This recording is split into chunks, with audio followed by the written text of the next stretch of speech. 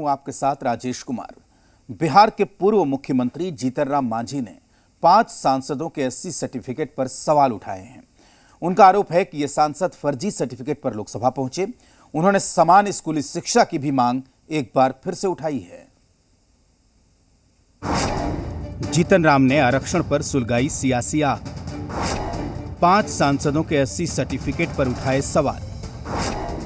बोले लागू होनी चाहिए समान स्कूली शिक्षा। बिहार के पूर्व मुख्यमंत्री और हम सुप्रीमो जीतनराम मांझी ने एक मंत्री समेत 5 सांसदों पर गंभीर आरोप लगाए हैं। वे 5 चेहरे कौन हैं, पहले ये जान लीजिए। आगरा से बीजेपी सांसद और केंद्रीय मंत्री एसपी सिंह बघेल, सोलापुर से बीजेपी सांसद जय सिद्धेश्वर शिवाचार्य स्वामी, फरीदकोट से कांग्रेस के सांसद मोहम्मद सादिक अली, आरामबाग से टीएमसी सांसद अफरीन अली और अमरावती से सांसद नवनीत कौर राणा। जीतनराम मांझी का कहना है कि ये 5 फर्जी एससी सर्टिफिकेट पर लोकसभा पहुंचे और आयोग बनाकर इसकी जांच होनी चाहिए।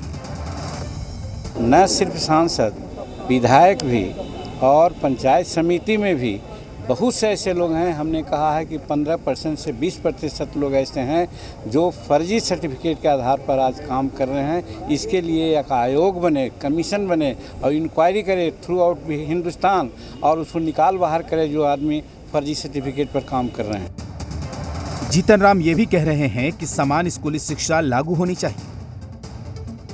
पूना पैक्ट में एक तरह से दान के रूप में हमको आरक्षण मिला है। इसी को वो कहते थे कि 10 वर्ष तक ही होना चाहिए आरक्षण, और 10 वर्षों में कितना आप आरक्षण दिए हैं उसकी समीक्षा कीजिए।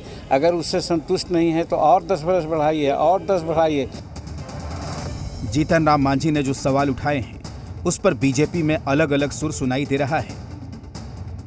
का अपना सोच है, लेकिन हम लोगों का सोच है कि भारतीय जनता पार्टी का कि आरक्षण आर्थिक आधार पर होना चाहिए। जीतनराम मांझी जी हमारे पूर्व मुख्यमंत्री रहे हैं। उन्होंने जो बात कही है ये तो कहे लोकसभा, यहाँ तो बहुत सारे लोग नौकरी में अनुसूचित जात का सर्टिफिकेट लेके नौकरी करते हैं। मुझे भी जानकारी है इस बात की। और हमको लगता है कि ये उन्हीं से पूछना ज़्यादा बेहतर होगा कि किन तथ्यों के आधार पर बोले हैं।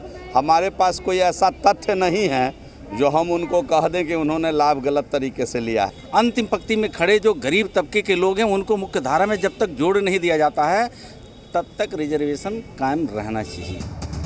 वहीं जेडीयू और कांग्रेस ने मांझी की बातों का समर्थन किया है। अगर उसका कोई दुरुपयोग करती है, कानून का कोई उल्लंघन करता है, कानून को अगर ओझल करने की कोशिश करता है तो निश्चित रूप से उस पर कार्रवाई होनी चाहिए और इस तरह से कृत करने वाले लोगों को सबक भी सिखाना चाहिए। निजी राय तो हमेशा ये रहा है कि कॉमन स्कूल सिस्टम अगर होता है तो उसका लाभ सबको मिलता है और ख़ास तौर पे प्राइवेट स्कूल की संख्या कम हो, सरकारी स्कूल मजबूत हो ताकि उसमें हर वर्ग का लोग पढ़ सके। आरक्षण का आधार क्या हो, इस पर मतभेद हो सकते हैं, लेकिन ये सुनिश्चित करना जरूरी है कि जरूरतमंदों को ही इसका लाभ मिले। रुपेंद्र श्रीवास्तव, जी मीडिया, पटना।